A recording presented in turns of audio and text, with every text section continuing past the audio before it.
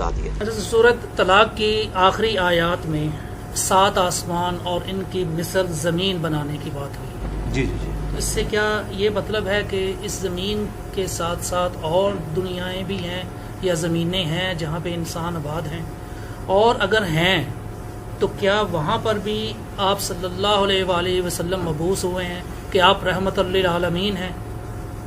یہ بہت critical question آپ نے کیا ہے، اور یہ جو سورہ طلاق کی آخری آیات ہے نا، اس حوالے سے ایک حدیث ہے جس کی وجہ سے یہ ساری کنفیوژن پیدا ہوئی ہے، اور اس ٹاپک کو لوگ ہاتھ نہیں ڈالتے ہیں، اور جب وہ ڈالتے بھی ہیں نا تو وہ پھر ان کو کچھ سمجھ نہیں لگتی کہ اب ہم جواب کیا دیں پبلک کو، اس کی وجہ سے مصیبت کھڑی ہو جاتی ہے۔ اس پہ مودودی صاحب نے بھی بحث کی ہے، باقی لوگوں نے بھی، اور بہرحال میں آپ کو یہ بتاتا ہوں کہ یہ جو سورہ طلاق کی آخری آیات ہیں، یہ سیکنڈ لاسٹ سورت ہے نا، سورہ طلاق الطلاق پارہ نمبر 28 میں، اعوذ باللہ من الشیطان الرجیم، اللہ الذی خلق 7 سماوات ومن الارض مثلہن، اللہ ہے جس نے پیدا کیا ہے 7 آسمانوں کو، ومن الارض مثلہن، اور اسی طریقے سے اس کی مثل زمین بھی، اسی سے یعنی وہ لیا گیا ہے۔ بعض لوگ کہتے ہیں یہ ترجمہ ہے کہ جس طرح اللہ نے آسمانوں کو پیدا کیا اسی طرح اللہ نے زمین کو پیدا کیا۔ بعض کہتے ہیں نہیں، یہ جو مثلہن ہے اس سے مراد زمینیں بھی 7 ہیں۔ یہ قرآن میں ایک ہی موقع ہے جہاں پہ 7 آسمانوں کے ساتھ 7 زمینوں کا ذکر ہے، باقی پورے قرآن میں زمین سنگولر کے سیغے کے ساتھ آتی ہے، کیونکہ miracle planet in this universe, وہ یہی ارتھ ہے جہاں پہ زندگی اس حوالے سے آباد ہے جس کو ہم جانتے ہیں۔ باقی جگہ بھی اللہ تعالیٰ کی مخلوقات آباد ہے، 7 آسمانوں میں آباد ہے، یعنی جس زندگی کو ہم جانتے ہیں جو واٹر کے اوپر ڈیپینڈنٹ ہے۔ تو یتنزل الامر بینہن، ان تمام میں اللہ تعالیٰ کے احکامات نازل ہوتے ہیں۔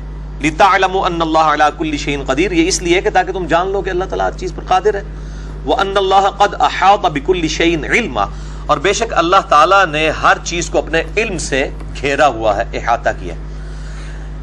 یہاں تک بات ہوتی ہے نا تو کنفیوژن نہ کریٹ ہوتی۔ اصل میں اس کانٹیکسٹ میں ایک حدیث ہے المستدرک للحاکم میں، کتاب التفسیر چیپٹر ہے، سورہ طلاق کی تفسیر میں المستدرک للحاکم کے اندر اسی کانٹیکسٹ میں ایک حدیث موجود ہے ابن عباس سے، ان کا قول ہے، حدیث موقوف۔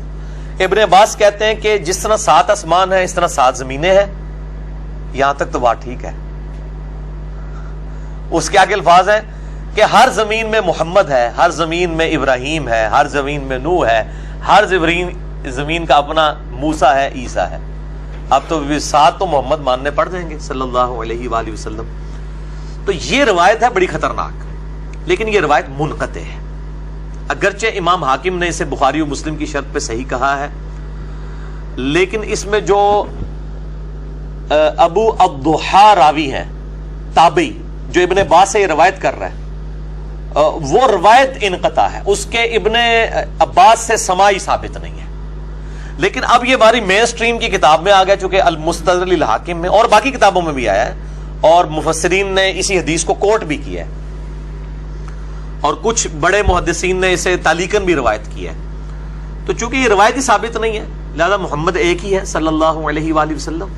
باقی 7 زمینوں سے مراد اس زمین کے 7 طبقات بھی ہو سکتے ہیں، جیسا کہ صحیح بخاری کے اندر حدیث ہے کہ وہ ایک یعنی وعید سناتے ہوئے آپ صلی اللہ علیہ وآلہ وسلم نے فرمایا کہ 7 زمینوں میں اسے دھسا دیا جائے گا قیامت والے دن، ایک وعید کے کانٹیکسٹ میں۔ اس طرح کی چیزیں، وہ 7 زمین کے طبقات ہیں، لیکن لوگ کہتے ہیں کہ جی وہ مفسرین کہتے ہیں کہ وہ زمین کے 7 طبقات الگ ہیں، یہ 7 زمینیں الگ ہیں۔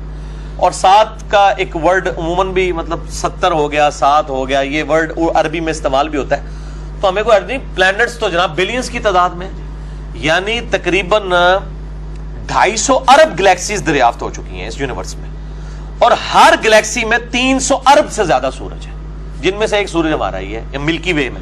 اس طرح کے 300 ارب اور سورج ہیں صرف اس ملکی وے ہماری گلیکسی میں، اور اس طرح کی 250 ارب گلیکسیز اور ہیں۔ وہ تو آپ سائنٹسٹ کہتے ہیں کہ سمندر کے جو ساحل سمندر کے کنارے پہ جو ریت کے ذرات ہیں وہ کم ہے، اور زمین جو کائنات میں پلانٹس اور سیارے اور سٹارز اس سے زیادہ دریافت ہو چکے ہیں۔ تو عین ممکن ہے کہ اس طرح کے مطلب معاملات ہوں۔ باقی جو یہ وہ اتنا خطرناک معاملہ نہیں تھا. خطرناک معاملہ یہ تھا جو حدیث میں الفاظ ہیں کہ ہر زمین میں ایک نوح ہے, ہر زمین کا اپنا محمد ہے, عیسیٰ ہے, موسیٰ ہے, محمد ہے صلی اللہ علیہ وآلہ وسلم.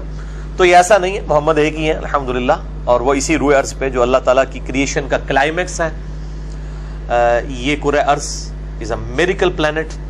میرا اس کے اوپر لیکچر بھی ہے, who is Allah in the light of latest scientific facts, مسئلہ نمبر 60. اللہ کون ہے جدید سائنسی حقائق کی روشنی میں. تو یہ والا جو معاملہ ہے 7 زمینوں والا, وہ یہی ہے. یہ اچھا ہو گیا, یہ بڑا امپورٹنٹ سوال تھا. اچھا سر, اسی طرح کہا جاتا ہے کہ خانہ کعبہ کے بالکل اوپر بیت المعمور ہے, کیا یہ بات صحیح ہے؟ ہاں ٹھیک ہے, صحیح. بخاری مسلم میں وہ جو واقعہ معراج والا میں نے لیکچر دیا ہے نا, اس میں موجود ہے. اور اس کا فرشتے طواف کرتے ہیں. اب یہ بالکل ٹھیک ہے. ذہن یہ کہتا ہے کہ وہ جو بیت المعمور ہے وہ اس پوری یونیورس کے سینٹر میں ہونا چاہیے. ذہن یہ کہتا ہے ایک مرکز. تو اگر یہ ذہن کی بات مان لی جائے تو اس کا یہ مطلب ہوگا کہ جو خانہ کعبہ ہے وہ بھی پوری یونیورس کے سینٹر میں ہے, کہ خانہ کعبہ اس زمین کے سینٹر میں بھی موجود ہے. دیکھیں جی, اتنی کیلو ابھی تو یونیورس کا سائز ہی ہمیں نہیں پتا, ہم کیلکولیشن کہاں سے کریں کہ جی وہ جو ہے وہ سینٹر میں ہے. باقی یہ ہے کہ جو اس وقت ہماری زمین ہے نا, اگر اس کا نقشہ اس طریقے سے پھیلا کے ریکٹینگولر ڈرا کیا جائے تو خانہ کعبہ شریف آلموسٹ سینٹر میں آتا ہے. ٹھیک ہے, تو چلیں یہ ایک بائی چانس بھی ہو سکتا ہے اور کوئی گاڈ کا پلان بھی ہو سکتا ہے. تو یہ ڈیٹیلز ہمیں نہیں بتائی گئی ہیں. بخاری مسلم میں جو واقعہ معراج سے متعلق احادیث ہیں جن میں آپ صلی اللہ علیہ وآلہ وسلم کا یعنی سدرۃ المنتہا تک جانا ہے, وہاں پہ بیت المعمور کا ذکر ہے کہ وہ فرشتے وہاں پہ طواف کرتے ہیں, وہ فرشتوں کا قبلہ ہے. اور جب فرشتے زمین پہ آتے ہیں پھر اس کا طواف کرتے ہیں اور ادھر وہ نماز ادا کرتے ہیں. تو مطلب اس طرح کی کوئی ڈیٹیل نہیں ہے کہ وہ کائنات کا کوئی مرکز ہے, اس طرح کی ڈیٹیلز نہیں بتائی گئی ہیں. تو باقی یہ بھی ہے کہ اس میں یہ بھی الفاظ موجود ہیں بخاری مسلم میں کہ روزانہ 70,000 فرشتے آ کے طواف کرتے ہیں بیت المعمور کا, اور جس کی ایک بار باری آتی قیامت تک دوبارہ نہیں آئے گی اس کی باری. تو وہ چاہے سینٹر میں ہو چاہے آف سینٹر ہو, مطلب ہمارے لیے وہ قبلہ تو سینٹر میں نہیں, ہمیں تو یہاں سے 4,000 کلومیٹر سفر کر کے ہی جانا پڑتا ہے. ایک بار ہی زندگی میں جانا پڑے تو ان کے لیے تو امپورٹنٹ ہے جہاں سے مرضی. اور پھر فرشتوں کو پہنچنے کے لیے کوئی سینٹر میں ہونا یا کوئی ہٹ کے ہو, سڑک وہاں بنی ہو نہ بنی ہو, فرشتوں کے لیے تو کوئی مسئلہ نہیں ہے, وہ جہاں بھی ہو. اصل مقصد یہ ہے کہ ایک بتایا گیا کہ بیت المعمور ہے.